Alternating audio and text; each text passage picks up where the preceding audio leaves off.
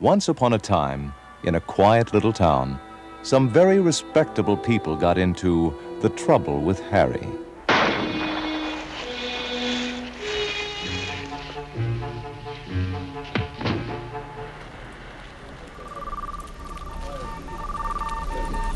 This is Foreign Correspondence. Deeper into Hitchcock.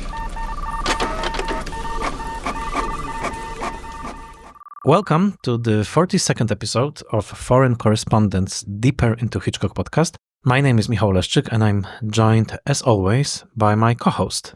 Sebastian Smoliński, hello. This is the 42nd episode. As I mentioned, we started this project in 2019 and we are continuing our journey through the filmography of Alfred Hitchcock. And today we finally arrive at one of the most whimsical films that Hitchcock made, The Trouble with Harry, which actually opened in September of 1955. And that makes this year actually a very nice anniversary because we are recording this in 2025. So this is the 70th anniversary of this film. And today we will discuss the joys of this dark comedy, macabre comedy, with a very special guest. Our guest today is Jan Dzierzgowski. Hello. Hi. Jan is translator and cinephile, and it so happens that Jan's translations, at least recently, were mostly focused on film books. So Polish readers, when they read Quentin Tarantino's Cinema Speculation, or Sam Wasson's Path to Paradise, Yeah. or Michael Schulman's Oscar Wars, they do so in Jan's excellent translations. And it's a great pleasure to have him and to discuss this, I would say, odd little film. Sebastian, maybe let's start with you. What is your relationship with The Trouble with Harry? Are you troubled by the film? Not very much. So I thought maybe it's a good opportunity to take a pause and listen to what you have to say about it. Because honestly, I revisited this film yesterday. I never was a huge fan. It was always too stodgy for me. And when I watched it yesterday, of course, as in after, so many discussions with you, Michał, and with our guests, of course, I find it very, very interesting, but still very unsuccessful on many levels. I just cannot warm up to it. But I know that Jan enjoys or has more to say about this film, so I'm really curious. So before Jan says anything, I just want to say one thing because I don't want to ruin his fresh take. I will just say one thing to our listeners. This film basically is located in one place in Vermont. We are in New England, and there's a group of characters who all are connected in some way or another to a corpse, which is the titular Harry is actually the corpse. And the whole film is a macabre comedy about those people not really caring about the dead man, not really being, frightened or startled by it, just, trying to handle the situation. And as they try to do so, they bury Harry repeatedly, they dig him up repeatedly, and some romantic attachments form, let's say, as the action proceeds. And even from the description, it sounds more like an Ealing comedy than Hitchcock film shot in the States. But I'm very curious and I'm holding my judgment. Jan, what is your take on this odd film in Hitchcock's filmography? I quite like it. I think, first of all, I like black comedies, so I'm predisposed to liking this movie. But actually, I'm really fond of those really offbeat, idiosyncratic characters who populate this movie. And I really like the fact that they are so stoic about it. And I really like, their interactions. And what I like especially about this movie is that it's a very rare thing, namely a 1950s American movie which revolves around death. And I think we may talk about it a bit later because I think in the 1950s American cinema, I would venture to say, death is not really a thing. Plenty of people die in 50s movies, of course. But, sometimes a plot point, but it's never quite some part of the essence of the movie. And of course, this is a decade when there is no really horror movies, like all the Universal Studios monsters are temporarily defunct. Val Lewton is no more, so horror merges with science fiction. So you don't have, this gothic thing, these dark movies that you used to get in the 30s and 40s. So America doesn't seem to think about death in this time. So, there are obviously some exceptions, like the Night of the Hunter, and of course Vertigo, and maybe some adaptations of Tennessee Williams. And here we get the comedy, black comedy, which is, again, an exception, I think, in American cinema of this time, in which I think everything revolves around death. And I think that the death, the corpse, and this awareness of death, you might say, is something that really seems to motivate the characters quite a bit. And I find that really interesting. And also, despite that, it's not a morbid movie, it's not a depressing movie in any way. I think it's a very stoic and sort of lovely movie about death, which makes, again, for me, it makes it kind of interesting. That's an interesting take. I would also say that among Hitchcock films, it may be unique in that it's so focused on, apart from maybe Rebecca, but it's focused on this single dead character, like this central absence, as it were. If we are, putting our cards on the table, so you said you are not a fan, Sebastian. Jan surprised us by his take. My take is I would like to like this film more. I mean, I think parts of it, elements of it are quite fascinating. It never really comes together for me in a way that, I would find satisfactory. I would just like to read a small excerpt, actually a historical document from a wonderful book by Stephen DeRosa called Writing with Hitchcock, the collaboration of Alfred Hitchcock and John Michael Hayes. John Michael Hayes is the screenwriter of this film, adapting a short novel by Jack Travers Story. His actual last name is Story. And I just want to read a very short description that a reader at Paramount prepared when this reader, him or her, first read this novel in 1950, considering it for a movie. And they said it will not make a good movie. Why? Quote, "This is an engagingly uninhibited little story in a highly amusing style. The humor is too fragile and whimsical, and the story is too fanciful for transportation to the screen. Although the characters are presented as real people, they belong to a slightly fey world, and the plot itself is much too tenuous for a screen comedy. Not recommended." That's what the reader said. And I have to say that I think the reader was quite correct in at least sensing that there's something not exactly movie-like about this material. Because those characters, from the very first moment when Edmund Gwenn appears on the screen, the characters seem to be a little bit enchanted. Like the whole forest, beautiful Vermont setting, seems to be a little bit enchanted, a little bit off-kilter, a little bit strange. I guess it all depends on the framework of mind in which you approach this film, but I fail to be enchanted by the whole tone of the film.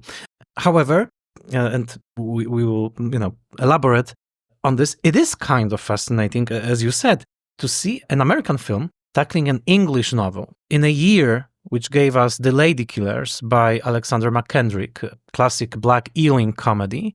And here he is, Hitchcock, a Brit. He basically grew up, with the stories like these, telling the story in this New England setting. So switching England to New England. And it is fascinating to see how important it is where the story is set, that the cultural milieu actually matters. This is not English countryside. This is not, an English lady looking at the corpse and saying, "Oh, would you like a pot of tea?" It's something else. And I don't know how to describe it, but it is odd. And maybe there's a value in this oddness. I definitely agree. Those are very interesting comments and Jan's comments. And I'm very happy we're discussing this movie. I'm happy that I don't have to watch it again, for example, tonight, but we can talk about it. And honestly, I'm a bit enraged that this movie is more interesting as an object than as an experience. So that's, you mentioned you would like to like it more. And I would just basically would like to be able to somehow connect with it because, after so many episodes and after, for example, reading Ed Sikoff's chapter on The Trouble with Harry, I find it so interesting on many levels. For example, like the opening with the church. So the church from this town is like one of the first images we see, but then nothing comes out of it. Or the reading of this movie as, being about 1950s repression and how these repressed ideas somehow slip out of characters and everything becomes about sex and precisely this oddness of the image, this autumn, which is both very beautiful, rendered in VistaVision. I mean, why the hell would you like to make such a movie in VistaVision? For half an hour, I just couldn't process it. After To Catch a Thief, which is such a glorious, spectacular movie, and this one, which is like... But Vermont, I've only been to Vermont once and not in the fall, but apparently it's made for a wide screen, like this beautiful foliage, those trees. The rolling hills. The rolling hills. It looks beautiful, but basically what you mentioned, like this lack of the cinematic quality, it's like the opening credits are drawn. It's like a cartoon. And I think this movie has this potential to be like a cartoon, which is perhaps why Ed Sikov includes it in a book when he discusses Frank Tashlin and Billy Wilder. But I just cannot figure out what this movie is doing in the mid-50s in Hitchcock's career. It's great as like the sociological document, very interesting and so bizarre. My favorite character is Arnie the boy, who's like, who's named the creep at the end of the movie. And it's like this another layer of, okay, so it's like this English-like comedy of manners, but it's so bizarre and perverse in such odd places that I really don't know how to, start to processing. So you are having trouble with... I definitely do. I don't know what's going on here still. Can we try to resolve it somehow? So for me, the most fascinating and most delightfully perverse thing about this movie is that all the characters, like you say, those characters who seem a bit out of an English movie, and of course Edmund Gwynn is English and worked with I'm not sure. Okay. No, I think he is. Okay. And he worked with Hitchcock three times in England before. So yeah. And there are also some mannerisms in the dialogue that I have no idea about the American English in Vermont in 1950s. But for example, he very early says core. And it's this very British word. Perhaps it was also, used in American in that time or in Vermont in that time. But yes, it is really English, although in New England, very rural, very bucolic setting. And yes, and there is this dead corpse in the middle of it. And most, like I say, the delightfully perverse thing is that the old characters seem to bond thanks to this corpse. And because it's there. Before that, they knew each other by name, they were neighbors, but we are led to believe they sort of just, they knew of each other, maybe they would say good morning or something like that. But they were, living their separate lives. If, you could use some very highfalutin words and say that, this was, social alienation and in the 50s America, etc., etc. And suddenly there is a corpse and it's like a pretext for them to start talking to each other, to reach out, to form friendship, to fall in love, all because of the dead body of Harry. And this is really, really bit strange and really delightful in a way, because you are both, I believe, cat owners, so you may not know that. But in Warsaw, if you have a dog, people in Warsaw don't talk to you on the streets, obviously. But they do if you have a dog with you, if you're working a dog. And suddenly they, start talking to your dog or start talking to you, oh, what a lovely dog. I have neighbors with whom I haven't spoken for just, for years. They're just saying hello. And suddenly, once I had a dog who was staying in my apartment, I had to walk it. And suddenly the neighbor started to talk to my dog and then to me. And then now we are having small talks every time. And Harry is like this dog in that way. Imagine if there was a corpse in your yard, And that part I buy, that Harry is like a dog, like something that initiates something else. But you mentioned a few minutes ago that the uniqueness of this film is also in that it's about death. But I think it's also displaced that it doesn't really matter if Harry is a corpse or if he's some kind of a monolith. Are you saying that he's a MacGuffin? No, not exactly. I have you mentioned the oddness of this place, and I had immediately this Brigadoon feeling. It's like a brigade, like a totally separate small town which has never existed. Wasn't that the same year actually? It was almost 1 year before, I think. So it's for me it's like Brigadoon, and even when you think about colors and paintings, it definitely has this Vincent Minnelli touch to it. But that's one thing. Of course, you can also look at it as this Twin Peaks like a type of story where the dead body initiates something. In Twin Peaks, it's a bit similar. Or in Blue Velvet, of course. Yes. So I find it very, very kind of interesting, but I don't buy terrified reading that death as something that shakes us and we want to repress and forget about somehow comes here as a theme, like there is... But that's, I'm starting to like the movie a bit more because I can feel the juices flowing between us. I have one thing to say, that maybe one way of watching this film is like watching Alice in Wonderland. That's this Mad Hatter's party, those very odd characters, completely ignoring the horror of death.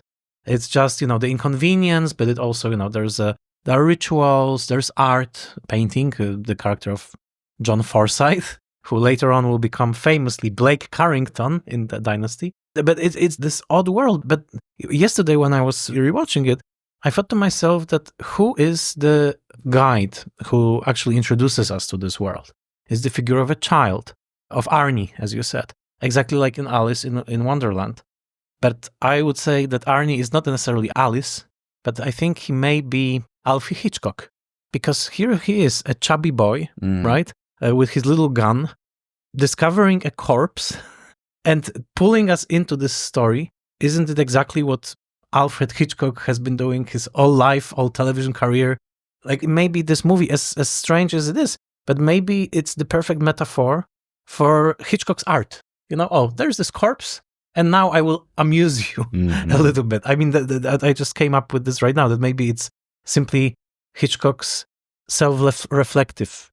So just one sentence. So what about the fact that Arnie, watched from today's perspective, is a bit of a disturbed child, and child kind of growing up in very peculiar circumstances, left alone with a corpse in a bathroom for like half an hour. Like Hitchcock growing up in England and being locked in a cell. So in this sense, it's about a certain trauma that maybe is recalled in this autumnal leaves. And he's playing with guns. And I don't agree, because to me, and we will perhaps come to this, but I think this movie celebrates these characters, and I think it's really delights in what they do. And actually it's Harry and the world of policemen and of this 1950s male America. I think we'll get to that when we'll talk about why actually Harry comes there and what he represents. I think it's very interesting. But yes, I think this movie delights in this offbeat characters, and yes, and Arnie with his strange ways of stalking, and with his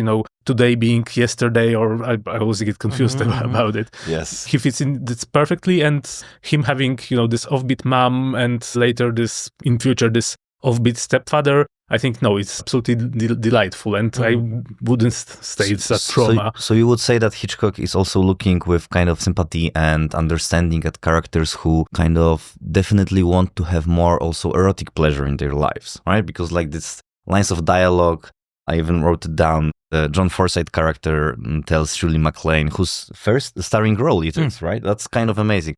I would like to paint you nude, or I would like to undress you, and they're just saying that in the mid 50s. I think that I don't remember if I've heard such a bold piece of dialogue since Ernst Lubitsch in The Merry Widow, 20 years before. So it's like, and then Edmund Gwenn character is saying, she's about his courting, that she's like a preserve, and preserves are waiting to be opened up. I mean, like, what the hell? It's amazing. And I wonder what's Hitchcock's take on that here. Well, I think that's, we are coming back to death, because, when you have a dead body in the mix, I think that's, well, it's pretty obvious, like, what's the point of social awkwardness anymore? Or what does it matter?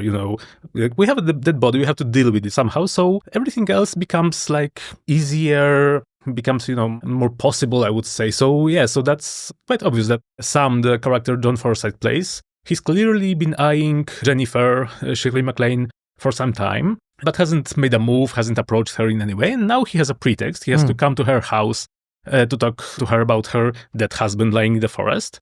And yeah, suddenly, so of course that's, well, since the worst thing that can be, the death, is already among us, well, let's have fun. Let's start a conversation with the incredible gambit that I would like to paint you nude. So yeah, so that's also for me why the death is such a important and somehow really, I don't know how to say, comforting maybe thing, this movie. That, yeah, Hitchcock is telling us that, well, yes, it's always there. So maybe let's, the most banal thing would be to say, let's carpe diem, yeah? And I think that's what the characters are doing, and that's what this movie somehow celebrates. As I was listening to you both, I made a connection with Arsenic and Old Lace, the Frank Capra film based on a Broadway play, which is probably the only example that I can think of, like before this film in American movies, of death being treated so casually, at least by the Monsieur Verdoux also is sometimes mentioned. Right. Those two old ladies who basically are so caring that, even as they are killing their guests. But at least there's a huge difference, of course, because in Arsenic and Old Lace, the old ladies may be, deranged, but we have this commonsensical character of Cary Grant who says, this is horrible, we need to stop it. And here everybody, as you said, everybody is under the spell, let's say, and everybody accepts this death.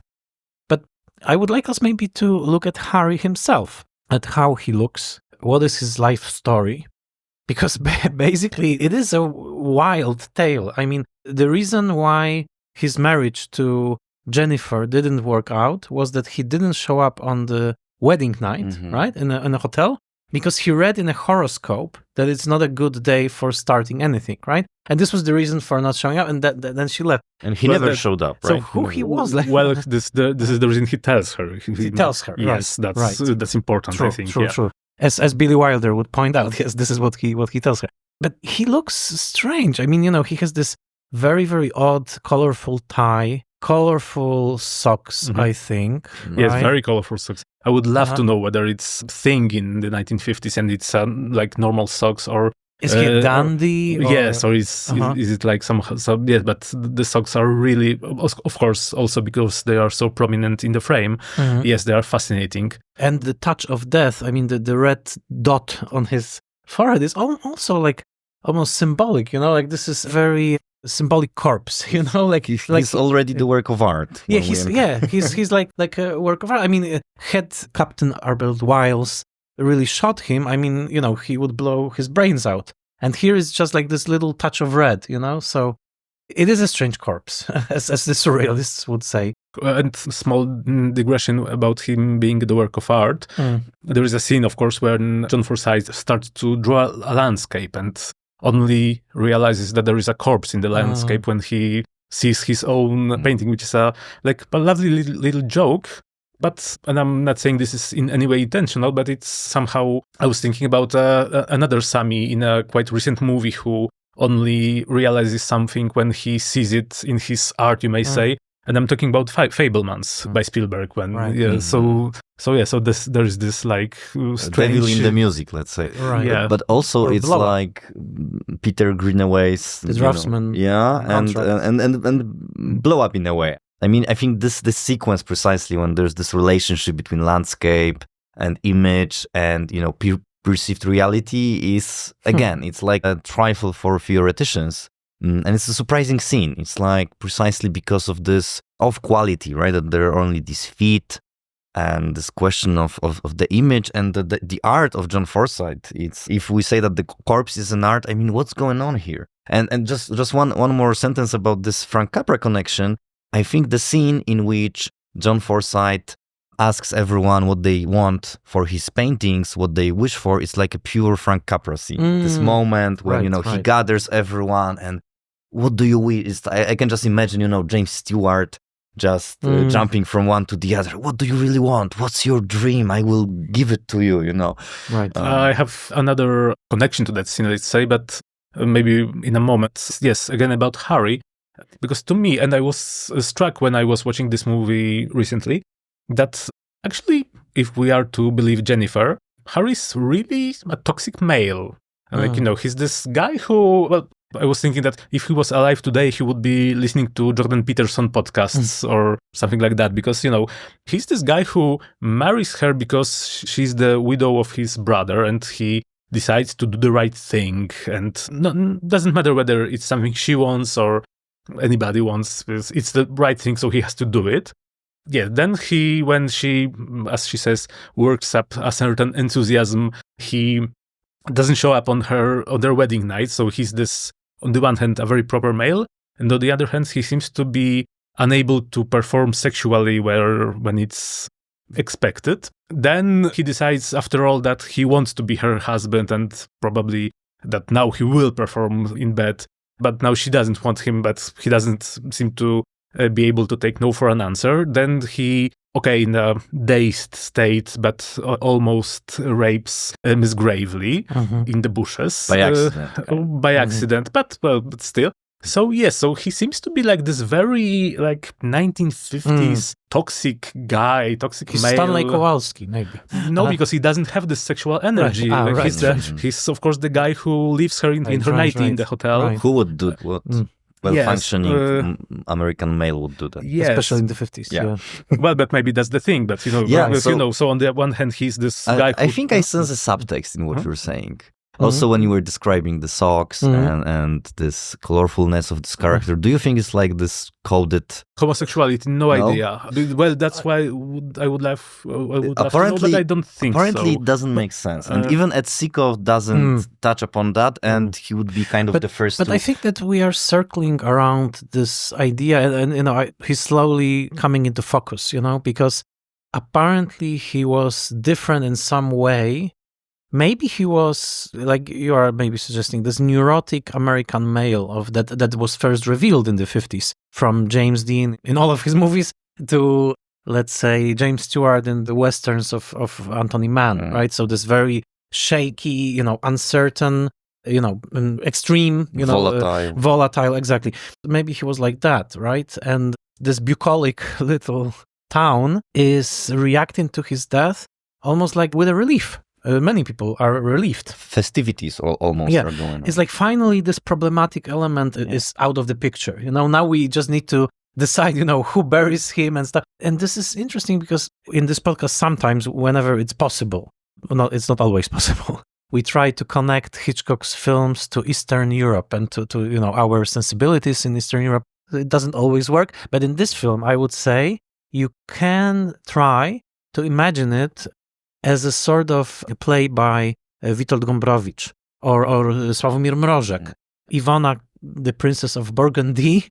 By the way, both of those authors are widely published in the world, so our listeners may seek out those authors. But when you look at Iwona, for example, it doesn't matter who Iwona is. She's there to expose the workings of a society.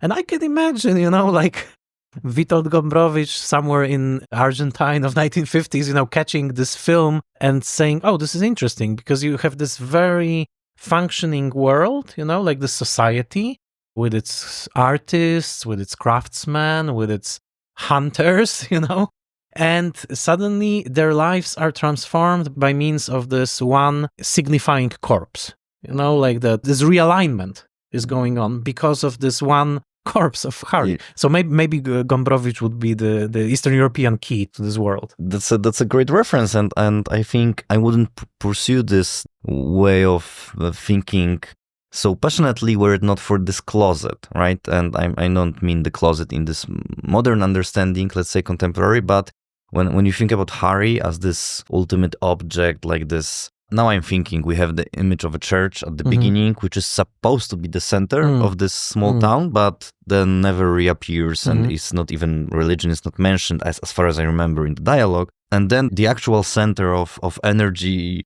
or the lack of it, like this dark energy is Harry. And so we have this dead body and we have this closet which opens, by its own power, which is like such a strange element. It's one of these super strange elements of this movie. Why this closet, this wardrobe, why it opens itself and it hides nothing. It's so, let's say, philosophical that I don't know what to do with it. Yes, well, of course, apart from the fact that it's, this lovely one, maybe bit of suspense in this movie with the switcheroo when we are led to believe that he's in the closet and the Royal Danos policeman will find him and it turns out that he's actually in the bathroom. But yeah, the closet is quite eerie and the characters perceive it as a bit eerie. But yeah, to come back to Harry, I think, that I'm closer to thinking of him as this 1950s, very successful and urbane, but ultimately repressed and toxic and male, with maybe some sort of proto Don Draper in Mad Men. Perhaps that's the key. And suddenly, like I say, his death and his corpse open this world up. So that's a bit of a lovely thing. And of course, it makes possible finally the encounter of Sam and Jennifer, who have this great sexual energy from the start and who are clearly going to be great together. And like I say, he opens up by saying that he would like to paint her nude. She doesn't say no. Of course, then she has this lovely line when he kisses her that I have a short fuse, which is also quite suggestive. And also when he proposes the marriage to her, they have this conversation that, just got my freedom back. I don't know if I want to lose that again. And he promises that they will be, like he says, we might be the only free married couple in the world. So again, this is sort of a celebration of some more open, more light relationships. And it's all possible because, coming back to it, because of the death in the center of the movie. So that's a very generous reading, let's say, of the social milieu, meaning that you see the good things that come out of this death. And I totally feel you, and I think I know what you're proposing, but I'm also thinking that there is this dark streak, meaning that this small town also wants to reject everything that is not, colorful, autumnal, and after all, does not conform to its standards, right? That after all, of course, the two couples are formed, children are taken care of, and Harry was this, this volcano of something sinister, maybe something violent, but also something that cannot be squared with this peaceful town. And I think I wouldn't be able to live in such a town, on a daily basis. And I wonder if there's also this darker streak there, that is fiction. I feel that we are really finding something here. Interesting thing is that in the 50s, as many historians, I think Dzierzgowski also pointed out, there were many films in American cinema that overturned the stone of a small American town and saw the worms, crawling like in Blue Velvet, but in Peyton Place, for example, right? So this was like almost an established genre in 1950s America. And here it is an interesting thing because Hitchcock takes this very British comedy. I can imagine. I never read the novel, but you can see it. It's there. It smells British. Yeah, it smells British. And he takes out the Britishness, which is a big step, and replaces it with an American landscape. And what do we get? We get a strange small town which is totally free of shame. Usually in American towns, especially in New England, the Crucible, Arthur Miller, and they have a long tradition of observing their neighbors, of judging their neighbors, who Hazel from Scarlet Letter, right? Shame is all about shame. You are shameful because you're sleeping with some. And here, there's no shame at all. An old lady wants to lose her virginity. And everybody is like, okay, it's never too late. Let's get you the right cup that will fit the finger. The scene of, fitting the finger into the teacup, I think it's pretty obvious. But everybody, of course, I will cut your hair. You will look beautiful. John Forsythe tells Shirley MacLaine, as you pointed out, I want to paint you nude. And there's no shock. Awkwardness. Maybe it's like some almost, wishful thinking on part of Hitchcock. But it's his vision of this America like John Lennon would imagine. Now, imagine America without persecution or without Puritanism. Or because you can make a really great double bill and pair this movie with another New England black comedy, namely The Witches of Eastwick, which I saw recently, and they would be really nice together because they are quite different. And in The Witches of Eastwick, there is this element of shaming, like you're saying, although it is subverted, revenge, very much subverted. Right. Well, yes, in a way, but also there is a scene when Susan Sarandon is like shamed in the supermarket by like three local, very uptight women. But yes, but also in The Witches of Eastwick, of course, there is also the ultimate toxic male, you could say. The devil. The devil. Isn't he lovable in a way? Yes.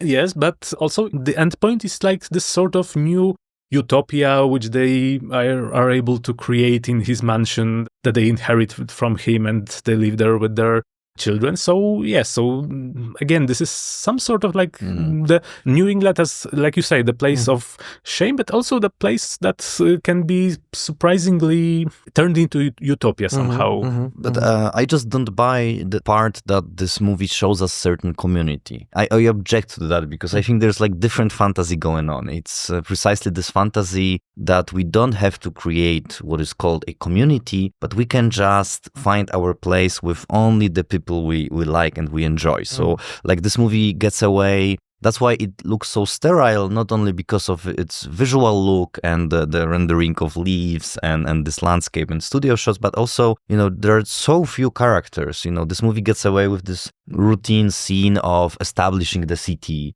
like from 1930s musicals or comedies that, there is the baker, there is a hairdresser, there is mayor going down the street. We don't have that. It's like there's just like so few characters, just several actors in this almost abstract space, But this is very interesting because you made me realize that we never see the exact topography of this town. There is not one. There is no. Exactly. It's like this magical forest, there's a house here and there's a house there. There is no main street, and as you mentioned, and also I am reminded of the fact that Hitchcock did work in the past with Thornton Wilder, who wrote Our Town, right? Which was this imagined community of American citizens as poets. But also I have one question for you both, actually, because there's an interesting choice in the character of John Forsythe, Sam, right? He's a painter. And imagine this film in a version in which he's, let's say, a classical painter. He just paints some landscapes of beautiful Vermont. Okay, that would be a completely different film. He paints abstract paintings. Abstract paintings were huge at that time because post-war America, Jackson Pollock, MoMA, blah, blah, blah, blah. This is an interesting choice. Why? Why is he like he's from like Greenwich Village? He's a modern artist, and maybe Hitchcock is also making a comment about this New England microcosm needing an injection of modernity. I don't know. What do you think about this specific abstract painter or beatnik or, I don't know, revolutionary? Let's forget that he's Blake Carrington at heart. Okay? What do you think of this character? I think he seems to believe that the Greenwich Village we are talking about is already too commercialized. So maybe he's like some sort of, Henry David Thoreau in this New England because, he doesn't want money for his paintings. Right. And when a store owner tells him that he should be in New York selling them, he says, but they're little people. And there's a moment that sounds a bit like Joseph Cotton's monologue from A Shadow of a Doubt, actually. Right. So he maybe, of course we can speculate, but for me, at least, he seems to be this so alternative that this is the place, to be, like this very simple place where also he actually doesn't have any chance for the like traditional success in the art world, and because he can succeed in the art world, he succeeds on his own terms. I would say, but so it's something like that to me. But he's also quite a warm. He has a warm personality. He's not, let's say, kind of feeling superior to anyone or to other artists. So I just wonder, I don't know, because like honestly, like it doesn't make sense that he's exhibiting these paintings there. It just doesn't make sense in terms of like when we try to rationalize it, but I think it works really great with precisely this setting, which is also kind of abstract. For me, that makes sense in this way, because like he as a painter in such a place, I just don't know. I think it's just... But apparently this part was supposed to be played by Cary Grant. It was that Hitchcock thought that after To Catch a Thief, that Cary Grant was too greedy, that, he got lots of the profits of the films, and he said, oh no, I'm not making this mistake again because Cary takes all the money. So here, again, it's all speculative, as in cinema speculation. Imagining this film with Cary Grant saying, I would like to paint you in the nude, it will be a different story. John Forsythe doesn't have this charm. I mean, nobody has the charm of Cary Grant. But as a presence, I would say he's sort of blunt. I don't know. He meshes in with his paintings, let's say, in a way. No, but I think there's more to the paintings because I agree with kind of your interpretation. But on the other hand, this kind of art must come from somewhere. And I don't know where is it coming from, right? I mean, how to square... It's not that the artist should somehow reflect his works, but, just you have this character of this warm guy pursuing Shirley MacLaine, and then you have these paintings with no kind of theory behind it, I don't know how to square it. So you're together. saying the pieces don't fit together Yeah. still. Or maybe you just, maybe he's just like this provincial artist. There are those. They've always been there. So perhaps, because exactly he doesn't have this theory. He just does this because he likes to paint like that. Maybe that's a perfect place for him again, because he doesn't have to be in the competition. He doesn't have to play the game. He doesn't have to, appease the critics or pretend that he's this great intellectual. Maybe he isn't even a good artist because, The millionaire seems to think otherwise. the millionaire seems to think so, and he brings a critic who says so. But again, this is a critic brought by millionaire. So again, like, what can he say? Of course, he'll say if the millionaire likes it. Yeah, he'll say that it's great art.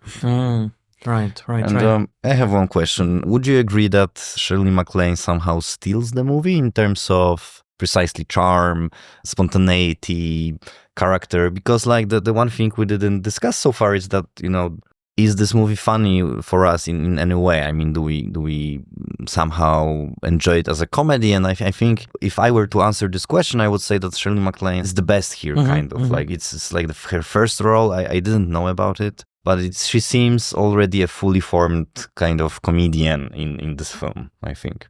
Yes, and I think she's awfully sexy and charismatic and great. But also Mildred Natwick as Miss Gravely is really great, for me at least, great character. And also you often talk about Hitchcock's spinsters and his cruelty towards spinsters. Well, again, this time, despite this being a black comedy and despite this being this black comedy about corpse, he's showing his very warm side, I think, and this character really shows it, and the way the movie treats her. So in the entire film, I think there's nothing of this Hitchcock nastiness.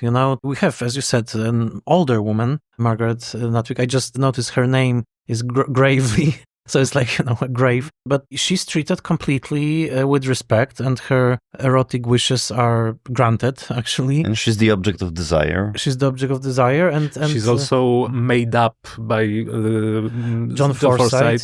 A bit like, in Vertigo 3 years later. Yes, there's also this modeling of a woman. Yes, absolutely, to fit an image.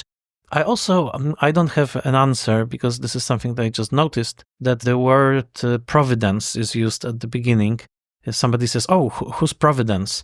And somebody else says, oh, a very good friend. And the whole film has many references to horoscope, which is, fate. Providence, again, another name for fate. One of the oddest lines, John Forsythe to Edmund Gwenn says, oh, maybe the fact that you killed this man is simply written in the book of heaven. Maybe he was waiting for this day. This is, again, providential, right? It was supposed to happen like this. And, I mean, in Hitchcock's work, there's this church, but there's not a single Christian reference to, I don't know, oh, he's with God. Harry he is with God. He mercifully, he reunited with the angels. No, nothing. It's almost like this town is pagan.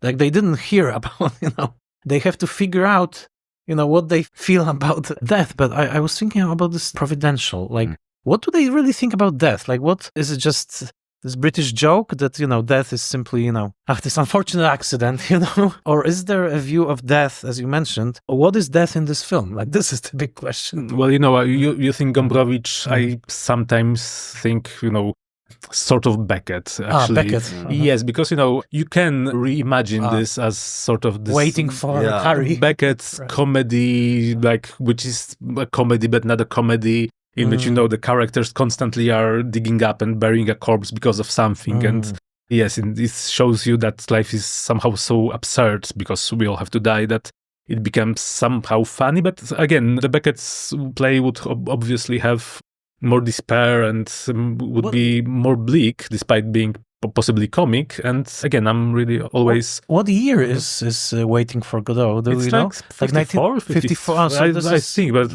off the top of my head. But something was in the air, in the mid-50s. Like this could be, this could be a Beckett play. That's a great reference, and suddenly I have, throughout half of our conversation, I have the last film by Alain Resnais in my mind. I don't know if you remember it. No. The Life of Riley. Alain Resnais?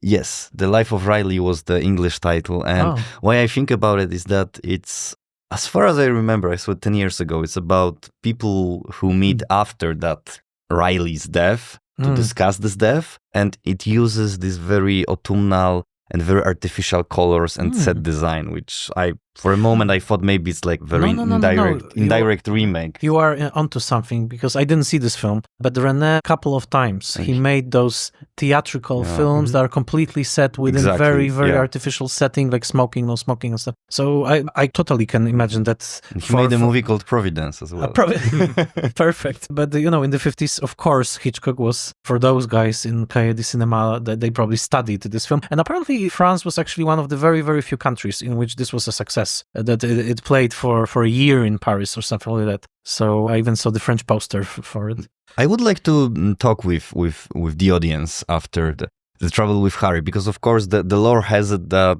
Psycho was such amazing experience and we have so many testimonies, but I would like to be transported for a moment to the mid-50s and, ask people after they were expecting a Hitchcock film like maybe Rear Window or Dial M for Murder, and then they got The Trouble with Harry in the mid-50s. Maybe the so bizarre. Advertising campaign was reversed, like nobody leaves after the movie starts. You have to stay until the end. Did you read? Because I know that we both read the book, but I don't remember. Does Foster Hirsch talk about this film in this 1950s book? It's a great question. As far as I think he maybe mentions, but I'm not sure. He's not really devoting a lot of space to that, which is a bit surprising. This movie doesn't feature. But I do recommend the book to anybody who's listening. Foster Hirsch, Hollywood of the 50s, I think. Why this book is great? Because Foster Hirsch actually lived through the 50s and he remembers his first screenings of those films and he juxtaposes them with all the history that came afterwards. So this is a unique book that only him could have written. So that's the let's say the last chance to publish this book. It tastes like work of his whole life in a way, right? I need to see if there's anything. And these great descriptions of first screenings of CinemaScope movies and so on. And of course, I'm reminded that the Brutalist was shot in VistaVision, right? So we are discussing this film in 2025, so it's Oscar season for The Brutalist as well, which, is kind of surprising when you think about it. Are we even close to your Hitchcock favorite with this? Because we never invited before, and we don't know what's your Hitchcock canon. So we just, invited you to talk about Trouble with Harry. Is it close to the center of the Hitchcock canon for you? The older I get, the less patience I got with making lists and, saying that, this movie is better and this and that. But Hitchcock is sort of the exception. And there's always Vertigo for me. Like this is the top. This is the movie that, in many ways, shaped me. And I have for Sebastian as well. Yes, and actually, because became fascinated with Hitchcock, sort of became an obsession when I was really beginning my adventure with cinema when I was like 11, 12, and I sort of decided that he will be my favorite director. It was like this, child. I think we all made this decision. Yes, but I stick with it. So, and also, really? So up to this day, you would say he's your number one? Well, I wouldn't even say whether I have number one, like whether it's the best, because I find this more and more meaningless, those categories, but because he's so fused with my cinema-going life and perhaps even my, life in general. And also, and also I have this very, personal connection because Hitchcock was the director my mom liked. So, for example, and he was this always for her, this symbol of like good, solid, exciting cinema. And she would sometimes tell me plot of Hitchcock's movies as, as if they were some sort of fairy tales, you might say. So my first encounter with Vertigo was not by watching the movie, but it was a story told to me by my mom. Like the plot of the movie was, there's this... It's like oral history of cinema. Yes, in your exactly. bedroom with your mom. Yes, exactly. So... no puns intended. Yeah. So I'm not sure whether I have a canon, but the 50s Hitchcock is sort of like, comforting for me and, very attractive. So I like this movie. And of course, it's not a thriller. So that's probably, the Hitchcock's thrillers, of course, are, again, the most exciting thing. But I'm really fond of this movie. And I would just say that it's fascinating. I can also say that my mother was telling me some of the plots of films as fables. And it really worked. I don't remember Hitchcock, though. I just thought that if we try to fit this movie into the canon, let's say Hitchcock canon, probably a film like Number 17 from 1930s would be similar, like Strange Place, Strange People, and also Rich and Strange, which is as strange as this film. But I just want to say that I saw this film first in 1998, I think. It was playing on the famous TV channel RTL 7. Maybe you saw it then. Possibly, yes. Yeah. Because there was this moment when RTL 7 was in existence and they bought some Hitchcock films. And I remember even then I was a little bit puzzled, like, what's this Hitchcock film with no suspense, strange humor, which I didn't find very funny. This feeling that you are supposed to laughing, but you are not really laughing. I will just say one thing, that I would love to see it on a big screen. Oh, yes. Vermont in VistaVision, that could make a wonderful... And with American audience. Or just like big audience, because I think that would be a different experience. Just as a final comment, I think this movie was a kind of a test for me. Meaning that I think this kind of storytelling, and I love Ealing comedies, but this is something different. And I cannot warm up to it still. It was great discussing this movie with you, but I think this movie represents kind of like this lost art of storytelling, of approaching characters, humor, like really unpretentious kind of like yarn. I think in 21st century, we don't get a lot of that. And that's another element that kind of alienates me from it. I'm not from that tradition. Right. It's a bit like with, I'm sorry, but like this movie operettas. I think it's like this. Like different world, different genre. I have a question. Is this the first Hitchcock film to make reference to television? Because, Edmund Gwenn at one point when everybody is, tripping against Harry's body, he says, next thing, this will be televised, And I thought this is mid-50s, of course, and Hitchcock will... Or did he already go into television? 1955? That's 55 is the moment, I think. First year, I think. So he famously, he embraced the medium very lucratively. But I don't remember if in any of his previous films there was even a mention, because I always say that, Rare Window would have been a different movie had he had a TV set, because he would be looking at the TV and not in the window. So I don't know. I think this is the first, or if we are listening to this and you know that I am wrong, just comment, because I think this is the first time that television enters the picture, literally. Yes, but if I may, because I would like to make a little, and it's perhaps also an answer to you, Sebastian, little cinema speculation, because... Quentin, are you listening? Because when I was watching this, I was struck that, of course, it's always mentioned that this is un-Hitchcockian Hitchcock. Like, it isn't a thriller. There aren't really spectacular set pieces. There aren't really, like, camera work is very invisible. No glamour. It's stuff like that. But it has this one very, very Hitchcockian element, I would think, very intangible Hitchcockian element, and that is pacing. It has this very pace of that era. His 30s British movies can be really fast, and his movies in the 50s can be really like deliberate, unhurried, you can say. He tries, I was thinking about all this, that he seems to be trying to go, as fast as necessary and as slow as possible. That's the sort of thing. Maybe that's your part of your problem, because, and that's where the cinema speculation comes in. I put it to you that you can take this screenplay, the very same screenplay, maybe make some little changes and maybe not, and give it to Preston Sturges. And the main difference would be that Sturges would have made a movie that would be 70 minutes, 80 minutes. It would be incredibly fast-paced. The characters would be talking very quickly, very fast, which would, of course, underscore their weirdness and their oddness and their offbeatness, you can say. The artist would be played by Joel McGrea. Yes, possibly. And but apart from that, everything, it's in place. So it's offbeat. It's weird. Sexual innuendos are there. The scene with Millionaire that you associate with Capra would be perfectly. I was also thinking about Preston Sturges. Yes, because it's it's purely also Christmas in July, for example. This is great. Great observation. So for me, that's the interesting thing about this movie. That I'm not saying that Hitchcock should have done this in this 80 minutes fast-paced thing. Like I say, this works for me, because for me, The fact that the pace is a bit more deliberate, slow down, maybe allows me to delight in this weirdness of their characters, that they are not panicky in any way about the corpse, but they are, for them, it's so ordinary. But yes, maybe if it was, like I say, this fast-paced Sturges movie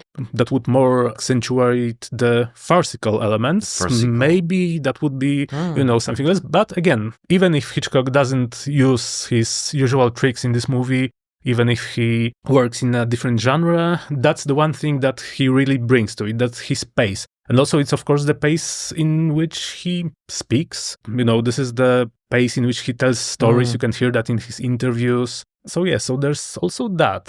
I think that's very signature. That's a great observation, and thank you for commenting upon that, because we didn't mention pace, and you're totally right.